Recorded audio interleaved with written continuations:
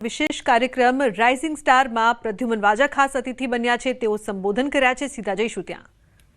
Infrastructure, બાળકોનું મૂલ્યાંકન, શિક્ષકોનું મૂલ્યાંકન, બીઆરસી, સીઆરસી, એ ઉપરાંત જે શિક્ષકો છે એમને પણ નેશનલ એજ્યુકેશન પોલિસી અંતર્ગત 50 કલાકનું ટ્રેનિંગ, એ ઉપરાંત હાયર એજ્યુકેશનમાં આપણે જઈએ તો knowledge consortium of Gujarat, I hub, વિદ્યાર્થીને ઇનોવેશન સાથે એ પોતે સ્ટાર્ટઅપ માટે પણ આગળ વધે એ માટે આઈ હબનું નિર્માણ થયું છે.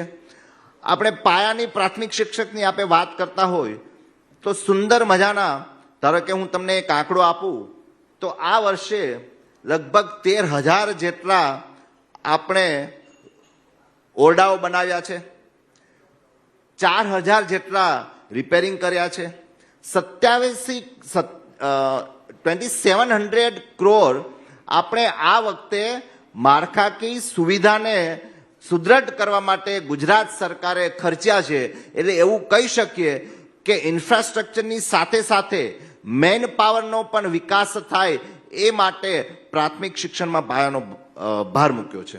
જી, હવે લાંબા ગાળા અને ટૂંકા ગાળાના જે પણ ધ્યેય હોય છે કે લક્ષ્ય હોય છે તેને ધ્યાનમાં રાખીને એક ગ્રીટનું ગઠન કરવામાં આવ્યું છે.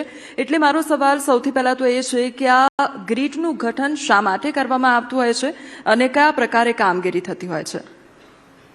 ગ્રીટ એટલે ગુજરાત રાજ્ય ઇન્સ્ટિટ્યુશન ફોર ટ્રાન્સફોર્મેશન.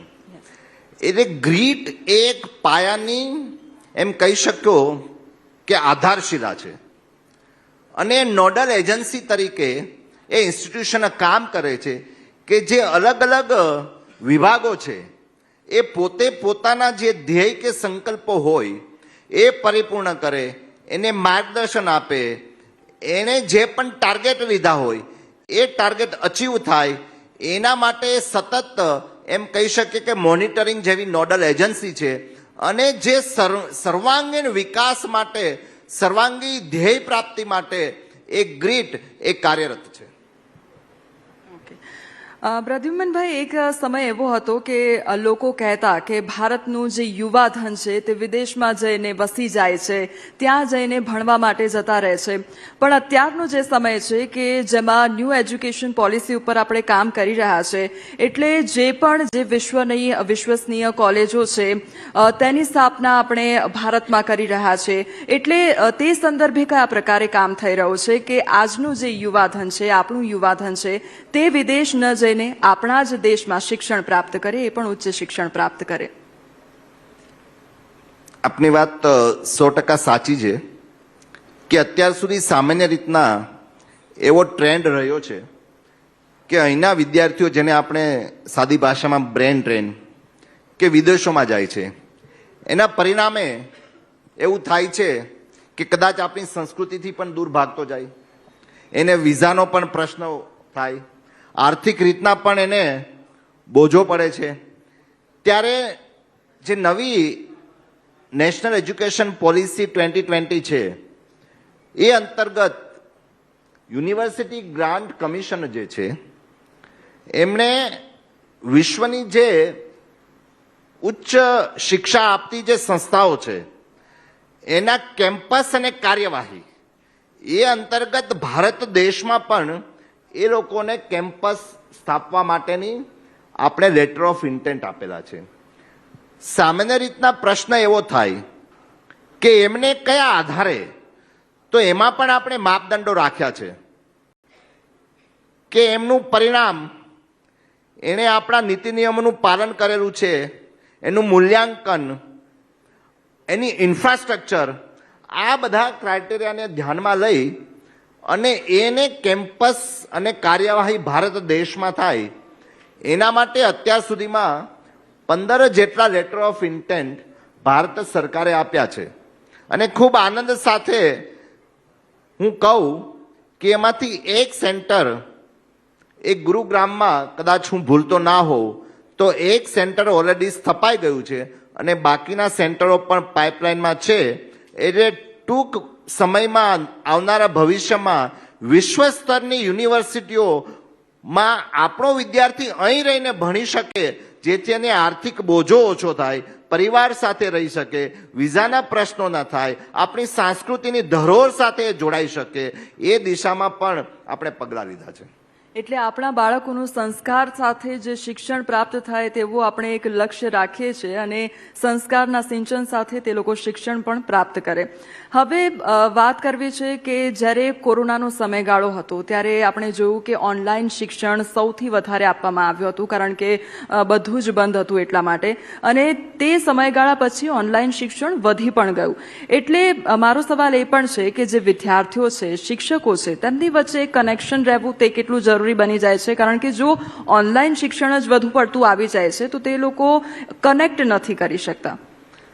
આપની વાત સાથે હું સંમત છું. આપણી પ્રાચીન શિક્ષણ પરંપરાઓ તમે જુઓ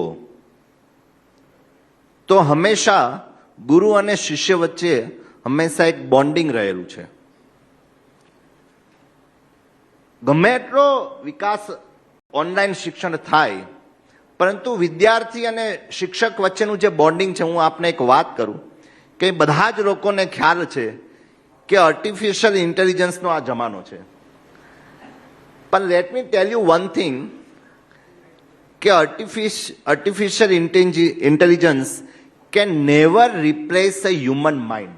ગમે એટલું એ આગળ આર્ટિફિશિયલ એઆઈ આવે છતાં પણ જે માનવીનું મગજ છે એની સાથે એની તુલના ના થઈ શકે.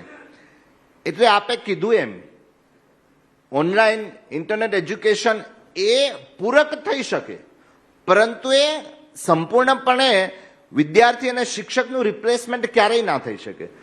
પરંતુ એમાં એનઈપી અંતર્ગત એમાં જરૂર એટલું સુધાર થઈ શકે કે શિક્ષકોએ પોતાની જે ભૂમિકા છે, એની શીખવાડવાની પદ્ધતિ છે, એમાં પણ એણે થોડો ફેરબદલ કરી, અને મેં જેમ શરૂઆતમાં આપે મને પૂછ્યું એમ વિદ્યાર્થીઓના સ્તરે વિદ્યાર્થી બની, બાળક બની અને શિક્ષણ પદ્ધતિમાં ફેરફાર કરી અને એનું બોન્ડિંગ હંમેશા જળવાઈ રહે, એ માટે આપણે એમને તાલીમ પણ 50 કલાકની મેં જેમ કીધું એમ આપીએ છીએ. અને વિદ્યાર્થી અત્યારે ડિજિટલ અને ઇન્ટરનેટ અને ડેટાબેઝ યુગ જે છે, એ ઉપરાંત કોમ્યુનિકેશન અને કોલેબોરેશનનો વિદ્યાર્થીની જરૂર હોય છે, એને એનાલિટિકલ એબિલિટીની જરૂર હોય છે, સ્કિલ ડેવલપમેન્ટની જરૂર હોય છે. ત્યારે આ બધા માટેની જરૂરિયાત એ શિક્ષક એના માટે એને પોતે પણ પ્રશિક્ષિત થવું પડશે, તો જ એ વિદ્યાર્થીની આ જરૂરિયાતો પૂરી કરી શકશે. એટલે એણે પણ ઇન્ટરનેટ ડિજિટલ જમાનામાં, ઓનલાઈન જમાનામાં એણે પોતે પણ કદમ સાથે કદમ મિલાવી અને વર્તમાન વિશ્વમાં એણે પણ પોતાની જાતને એ બીબામાં ઢાળવી પડશે. એટલે ભલે ઇન્ટરનેટનો સમયગાળો હોય, પરંતુ આપણે બધા જ એ સમયમાંથી જીવી ચૂક્યા છે કે જ્યારે શાળામાં જતા હોઈએ અને મોડા પડીએ તો સ્કૂલની બહાર ઊભું રહેવું પડે, અને જ્યારે ખૂબ સારું ભણીએ ત્યારે શિક્ષક તરફથી આપણને શાબાશી મળે. એટલે એ બધું જ્યારે ઓનલાઈન શિક્ષણ થતું હોય છે ત્યારે એ બધું આપણને પ્રાપ્ત નથી થતું, અને એ જ બધું પછી યાદ આવતું હોય છે. પોષણની પણ વાત કરવી છે આપણે કે અત્યારે જે પણ PM પોષણ યોજના છે, અથવા તો પઢાઈ ભી પોષણ ભી, આપણે અલગ અલગ યોજના થકી આપણે પોષણ પૂરું પાડતા હોઈએ છીએ બાળકોને. એટલે એ સંદર્ભે કયા પ્રકારે કામગીરી થઈ રહી છે? PM પોષણ યોજના અંતર્ગત જે મિડ ડે મીલ છે, જે ધોરણ 8 સુધીના બાળકોને આંગણવાડીથી લઈને આપણે મધ્યાહન ભોજન યોજના તો આપીએ જ છીએ, પરંતુ ગુજરાત સરકારની કદાચ દેશમાં પ્રથમ એવી પહેલ છે કે પઢાઈ ભી ઓર પોષણ ભી. એટલે બાળક, આપણે બધાને ખ્યાલ છે, આપણે બધા પ્રાથમિકમાં ભણેલા જે સિનિયર લોકો, કે સવારે આપણે જ્યારે સ્કૂલમાં જઈએ, ભારત મારો દેશ છે, બધા ભારતીયો મારા ભાઈબંધ છે, હું મારા દેશને ચાહું છું, વૈવિધ્યપૂર્ણ વારસામાં મને ગર્વ છે, આવી આપણે પ્રતિજ્ઞા બોલતા હતા. અને એ પ્રતિજ્ઞા પછી કદાચ કોઈક વિદ્યાર્થી હોય તો છાપાના આજના શું સમાચાર છે, મુખ્ય સમાચાર પણ એ વખતે, તો એના પછી આપણી ભણવાનું ચાલુ થતું હતું, ક્લાસ વર્ગ ચાલુ થતા હતા. આ પઢાઈ બી અને પોષણ બી અંતર્ગત હવે પ્રાર્થના પૂરી થયા, પ્રતિજ્ઞા પૂરી થાય પછી અને ક્લાસ ચાલુ થાય એ પહેલા પૌષ્ટિક નાસ્તો બધા જ વિદ્યાર્થીઓને મળી રહે એવી આ યોજના છે. આ યોજનાનો હેતુ પ્રોટીનયુક્ત, કારણ કે બાળકને હંમેશા પ્રોટીનની જરૂરિયાત હોય છે. 3 પોષણ વિના જે આ પોતે હું ડોક્ટર છું એટલે જે 3 સમસ્યાઓ ઊભી થાય છે, સ્ટન્ટિંગ, વેસ્ટિંગ અને અંડરવેઇટ, એટલે હાઇટ પ્રમાણે એનું વજન ના હોય, ઉંમર પ્રમાણે એનું વજન ના હોય, આવી બધી સમસ્યાઓને લીધે એનું મૂળ કારણ એ છે કે એનામાં પોષણનો અભાવ છે. તો એ સમસ્યા, એ ચેલેન્જ જે છે એનો સામનો કરવા માટે આપણે પઢાઈ બી પોષણ બી અંતર્ગત બાળકોને પ્રોટીનયુક્ત આહાર, એટલે એવું કહી શકો કે સિંગ ચીકી સાથે સુખડી, સિંગવાળી આપણે શ્રીફ મિલેટ્સ વાળી આપણે સુખડી આપીએ, એની સાથે સાથે આપણે કઠોળયુક્ત ચાટ આપીએ. એ ઉપરાંત દૂધ પણ ફોર્ટિફાઈડ ફ્લેવર દૂધ સંજીવની યોજના અંતર્ગત વિટામિન એ અને એને પૂરું પાડી શકીએ એ માટે દૂધ પણ બાળકોને આપવામાં આવે છે, જેથી કરી અને બાળકોનો વિકાસ અને વૃદ્ધિ બંને સરસ રીતના થઈ શકે. જી, શાળા વિશે આપણે વાત કરી રહ્યા છીએ ત્યારે દીકરીઓના અભ્યાસને પ્રોત્સાહન આપવામાં આવી રહ્યું છે. આ સાથે જે પ્રાથમિક શિક્ષણ છે તેને વેગવંતુ બનાવવા માટે આપણે શાળા પ્રવેશોત્સવ પણ કરતા હોઈએ છીએ. 2 દાયકાથી લગભગ આપણે કરીએ છીએ. ત્યારે તેમાં કેટલો લાભ પ્રાપ્ત થઈ રહ્યો છે અને તે દિશામાં કેવી કામગીરી થઈ રહી છે? શાળા પ્રવેશોત્સવ અને કન્યા કેળવણી રથ, એ બંનેનો કોઈને યશ જો જતો હોય તો આપણા માનની જે તે વખતના મુખ્યમંત્રી અને વર્તમાનમાં દેશના વડાપ્રધાન નરેન્દ્રભાઈ મોદી સાહેબને હું આપીશ. 2002-03માં એમણે આ શાળા પ્રવેશોત્સવ અને કન્યા કેળવણી રથની શરૂઆત કરી.